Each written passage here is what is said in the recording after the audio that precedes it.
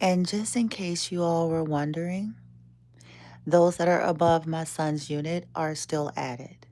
So if any of you out there thought for whatever reason this is simply an update for those of you who haven't gotten the courage or the balls to face the music for yourself or face me, this is what you need to know, okay? If there's been any instructions given to anybody that is residing in and or frequents apartment above my son's, they are not adhering to whatever instructions were given if they were given any instructions. Okay, this is just in case. Now, chances are they may not have been given instructions from certain people, but I'm just wanting to make it plain and clear. I'm not going to feed it too much here. We're not going to focus emphasis because we already know that's a part of it. It's already been made clear to me that they're trying to get me angry, that they're trying to get it is what it is. So I'm not even going, it don't even matter. Okay. This is for y'all. Me coming on here saying what I'm saying is for the energies, the powers that be. If there's anybody who has stood up, spoken up, or is struggling with that, and you're just giving instruction to these people and you think that they're going to listen. So, no, they're not. Whether it be the tenants or whoever is frequenting there. They're still at what they've been doing, and not an ounce of anything has changed on their side. As for me and my son, a whole lot. But they're still doing their regularly scheduled program of spell work around 11:30 p.m. Central Standard Time, which includes but is not limited to the typical noise making as they stomp through their apartment. Okay. Yes, they're still doing that past after the quiet hours. And once again, it's highly doubtful. Okay, the instructions were always given that I am supposed to call the cops. Really? Like when you say that out loud, unless there's a party, most case scenarios and those types of situations where like there's, let's say, a party, a tenant is having some kind of party. Well, chances are they're not going to be paying attention to you, your unit, or whether or not cops are coming on the scene. And by the time they do, then the cops is already able to see that they're disturbing the peace. But anything outside of that, that's not how that works, and they know that full well. They know that. So, yeah, we've already been down that route. Now, depending on how I feel in any given day and moment in which I'm here, I may or may not go up to their door. I may or may not live on the edge. I may or may not go up to their door, yeah, and every full right to do so. However, since I know that they're parasitic and that they're wanting energy, there's a battle with that within myself. So I'll determine that when I feel like it. I may or may not go up there and knock on their door with the recorder on or with the cops on the phone. And the reason why I'll do that is for my coverage. Because again, a part of these types of people, their whole tactic is baiting so that they can turn the narrative around like you are obsessed with them, like you are stalking them, like you are following them. That's a part of it. So what they'll do is stomp like Alex from Fatal Attraction 1988's movie. They'll sit up in their apartments and bump their heads on the wall or on the floor.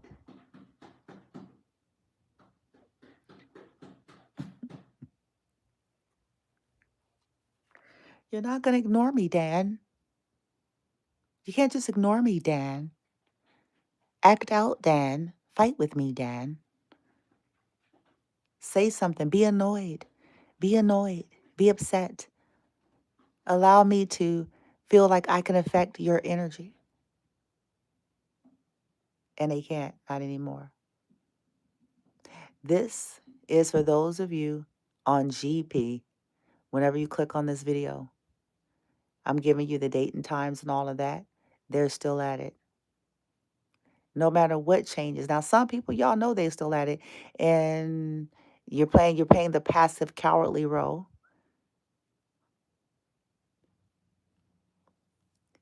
Just to see how it may play out to, which is, oh, that's so cowardly. But why should I expect anything different? Why? It's like they've been a coward from the beginning, girl. What did you know? Um. So yeah. So they're still at it. The energy has changed, and I think from what I'm observing, since y'all should know, those of you who will click on here at some point, you know that I'm always paying attention when it seems like I'm not paying attention. So from what I am observing is I believe that whoever's above my son and whoever is frequenting there to be a part of the shit show, I believe they are just aware as I am that there's been a change.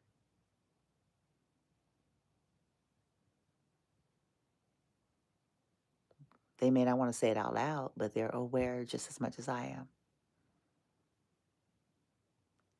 that there's an energetic change. There's something different. There's something that is not jiving and sticking the way it once did. And it is correct. It has changed. A whole lot in a matter of what seemed like moments. But they're not able to swallow yet that it has. It's not staying, it's not having the effect, it's not taking me all over the place and like chasing like why it's not doing any of that. I see it, I sense it, I command and do certain things behind the scene. That's what I do. I feel it. I allow myself to acknowledge the experience. And then that's about all she wrote. However, somebody's gonna say, well, why are you reporting? Somebody out there might. So that's why I said it the way I said it a moment ago. When, as a part of the process of what I am doing with the transitions of what may come what may, I have a method. But my method works best when I'm calm. Because one of the very things in which they're trying to use as part of their whole stuff is they're swinging from they're pulling for straws here. Okay, it's I am hormonal. I'm hormonal. I'm perimenopausal. It's I'm just stressed out because I'm a single mom of a schizophrenic young man, which he ain't schizophrenic in the way in which they're trying to classify him. He's been abused psychologically, energetically, and spiritually, and he's gifted. That's what that is. But, using that to say, well, she's just exhausted because blase blase and so they're really pulling for straws, or she's just worried about blah blah blah, which I haven't been and I'm not now, of what they think I am anyway, I should say. So that's why I have to speak of it calmly, but I have to speak of it because I'm given a log. I'm given my own creative log of if for whatever reason there's anybody out there that's foolish enough to actually believe that any of these people ever stop, because they don't ever stop. I don't care if the head cult member decided that they wanted to stop. The minions, the pawns, the ones who was more desperate. Let me explain why I say that. Rarely is the head honcho leaders, let me just say this. They might persist, but I can tell you what, they're the ones that are, if it comes to it, they won't have the hardest time of letting go. Not if rubber meets the road and it comes down to it. And the reason, let me explain why, though, not that they're good people or anything. Let me explain why. They're not desperate, dear. They ain't broke. That's the short answer. That's the short answer. Because the higher elites, now when you think about this, usually they may, they have something that usually the people in which they've hired don't. Okay? Even if they're not filthy rich, they still have a whole lot that the hired help don't. They got a few pieces of property already. They have a few vacation homes and vehicles, and they got, they may be having financial troubles, which is why they're into maybe the business to start with, but they're not all together entirely depleted to the same magnitude as those that they hire. They bank on the desperation of those that they hire. This is a part of why they hire them anyway, because they know they are. They know these people be thirsty and willing to do anything. Okay? They know that. They bank on the insecurities of these folks that they know is there. They bank on, because again, predatory, there is no honor among thieves. They know. And they work that. They work those angles, okay? Those people's their insecurities, their brokenness, their thirst for blood, their unnatural, insatiable, malevolent passions. They bank on it. That's what works for them. That's why they make a good employee. That's why they make a good employee, because of that drive. That raw dog with a bone, to their own detriment.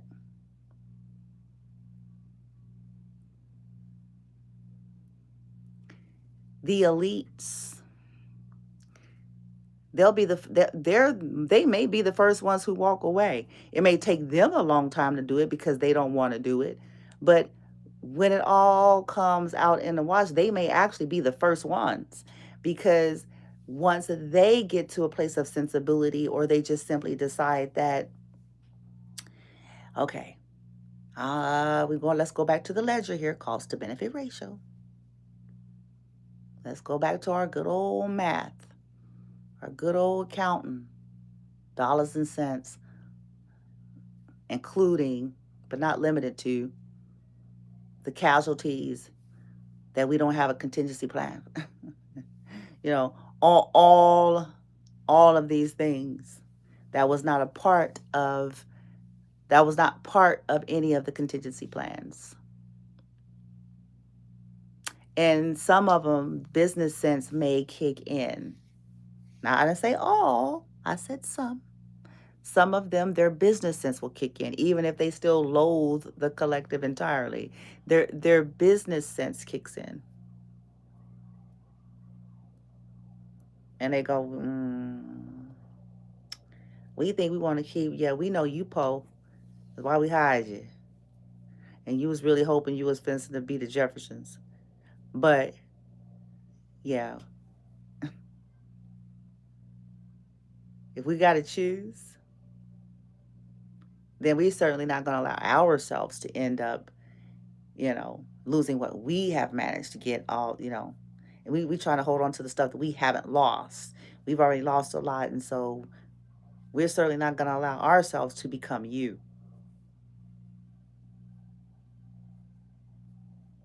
And they won't have a problem with, at that point, they won't have a problem with saying, bye.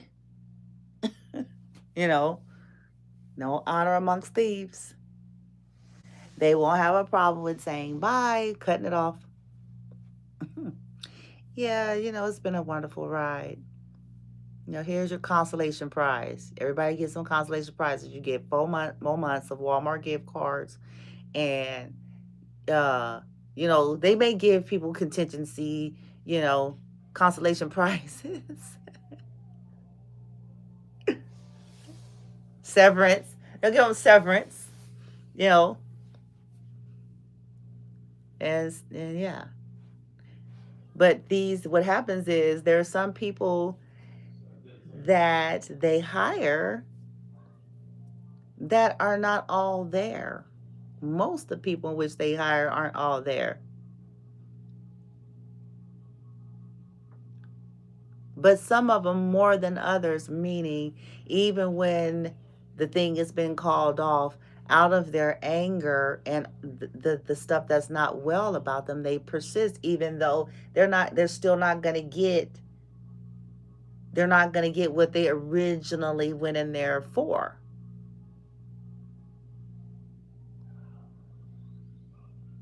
Yeah. So as you see, this is an old picture of me. This it ain't that old. I want to say this picture is not even a full year. This is about, maybe this was taken last November or December. So it might be close to a year. Last November, December, January, maybe last November, December. Anyway, but the point of it is you can't see the bottom of the writing. It says light must be shunned. And for someone like me, that's really talking about not just people's secrets. I'm not the inquirer, okay? I'm just saying, I'm not the inquirer. I'm a little bit old school, quiet as it's kept. But for me, this is about grotesque behavior, insidious, hideous, sadistic, criminal, cruelty behaviors that's done to myself, my son, and many that are like him and me. That is what that statement means for me. Okay? I'm not the inquirer. I'm not here to go around policing people's lives. Okay? I'm not a hall monitor. I'm not a makeshift old dusty hall monitor. Okay? Some of y'all are too young to know about that, but in my day, there used to be hall monitors in school, and they were supposed to be, the ones monitoring if people was out of classroom after, the lunches, the breaks and stuff without a pass. So if people was ditching and you know, y'all know, old school. And and they had a little badge. They felt important, bitch, because, you know, they had them a little sense of power. They're gonna be the hall monitor. Yeah, I don't like that energy. Old schoolers will say you'll fuck around and get your ass beat behind that kind of shit. Okay? You'll fuck around and get your ass beat. You know what I'm saying? Um, So I'm not that. I'm not a hall monitor of policing lives, and I'm also not a makeshift wannabe ass homeowners association. You know what I'm saying? A fake ass non-official version. You know, an illegal version. Because if it didn't go through the proper channels and due process, it is just that.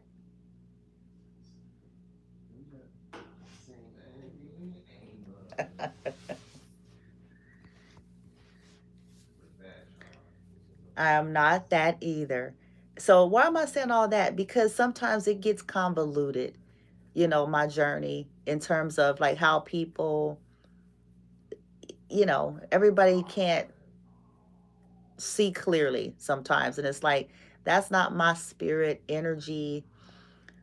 Like I said in many, many videos, I didn't come to Texas trying to create a problem. Texas and many people here already had a problem with me before I even got here.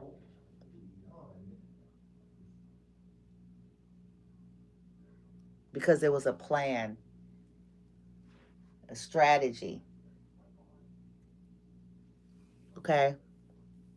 They had their own plans, purposes, and nefarious dealings and mind made up and goings ons about me a long time ago.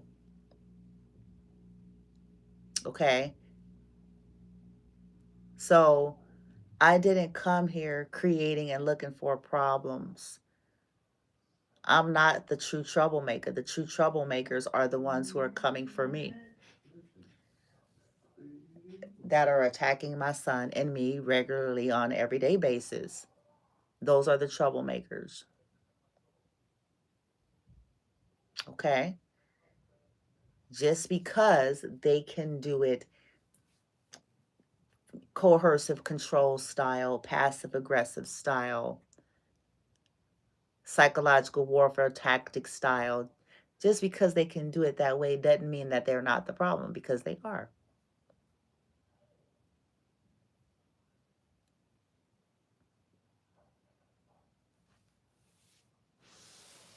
So I'm going to remind the world that I didn't come to, neither did my son come to any world, land, place, people, thing, neighborhoods to be a problem. They have a problem with us. They want money off of us. They want us to be their slaves and their meal tickets into fortune and fame. They want us to be okay with being restricted, impoverished, assaulted, attacked, blamed.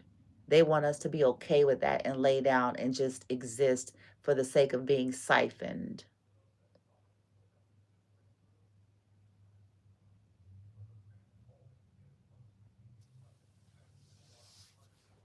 So they have a problem with me because I'm not allowing it to be that easy.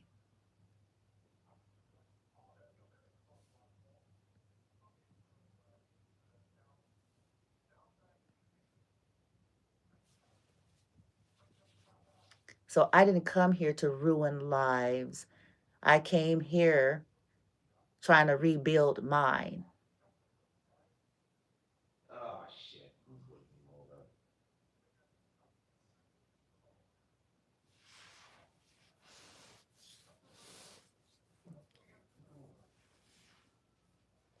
However, if people want to persist with trying to prevent me from doing just that,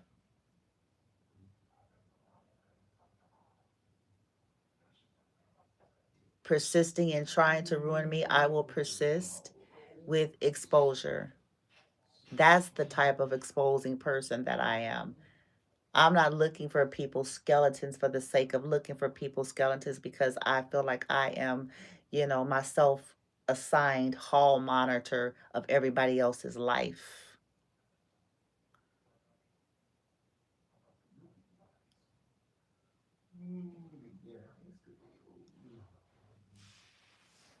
I'm not that. That is what they are. Many of these people who get involved in it, that's their spirit, that's their energy, and that's another reason why they get into it.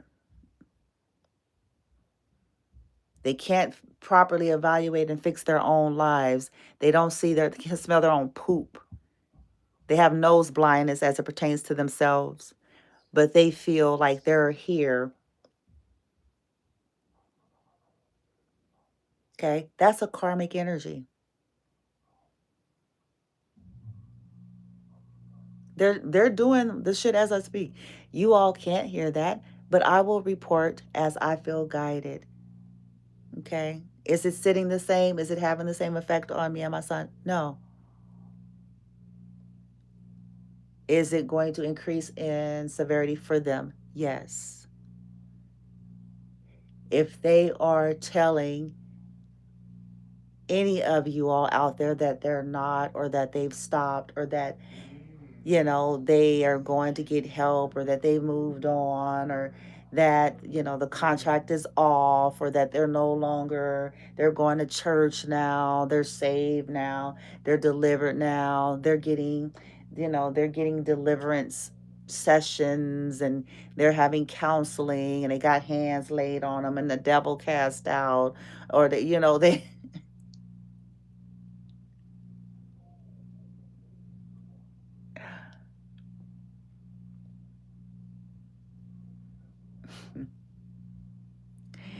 if they're telling any of y'all that out there, well, this is to inform y'all to learn what I've been saying over the years. It's raw, rare, few, and in between. Does any of these types of folks that got into this kind of stuff to this magnitude, it is raw, rare, few, and in between that they ever become anything different.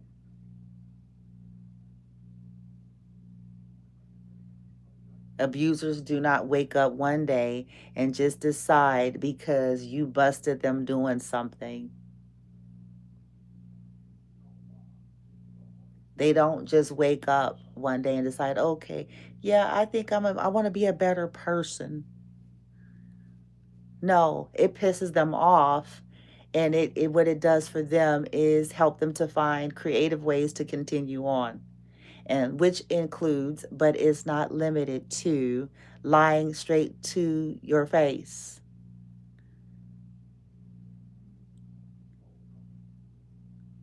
with tears, crocodile tears,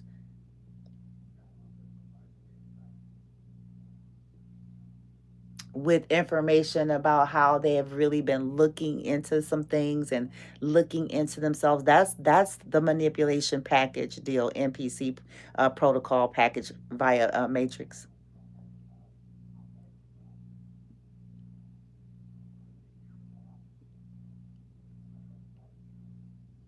And so, in other words, play on your emotions, play on your fondness and tenderness of them, play on any kind of history that you have with them.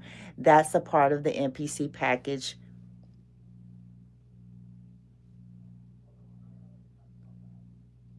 And they're laughing inside at how gullible you are and how easily it is to convince you that they are changing. They get another dopamine hit with the high of feeling like they've tricked you yet again.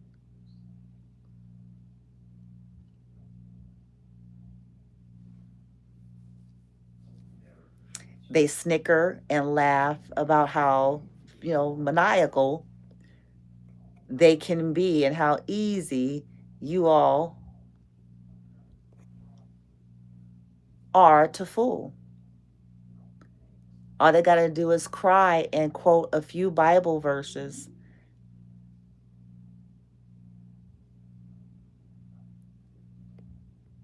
All they got to do is fall out the altar,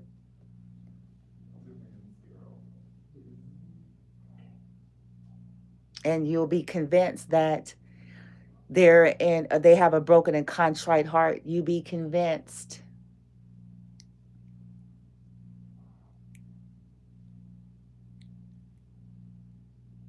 And while they're convincing you, they're already either texting or thinking about what they're going to do as soon as they get home from work, as soon as they get home. I just saw 1212. They're already thinking about, yeah, I'm going to go to town. I'm finna call this one. I'm finna get some more spell work. I'm finna get some more ingredients. I'm finna go work an angle with this dude, with this chick, so that they can do a spell. I'm finna do all these things. I'm finna pay another one of my crackhead friends, meth head friends, street thugs, whoever to go and vandalize.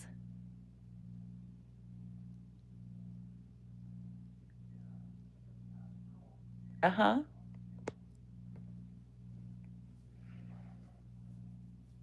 There's nobody in the midst of this shit that's changing here. There are some people that are, because they're concerned for themselves, they're at a crossroads, and you know, they're thinking about ways of getting out of it. And others, like I said in the reading earlier, they're just wanting to take a passive approach and wait and see how things play out, and kind of watch how they may have to manipulate the situation as shit come out, and as you all communicate, like what angles that they're going to have to make should they have to figure out a way to get out of it. But they kind of just want to see what happens. So again, they start shifting up strategies. They start sending in new players. That's essentially what they do. Or start shifting up roles where one was assigned one thing and now they'll shuffle the deck.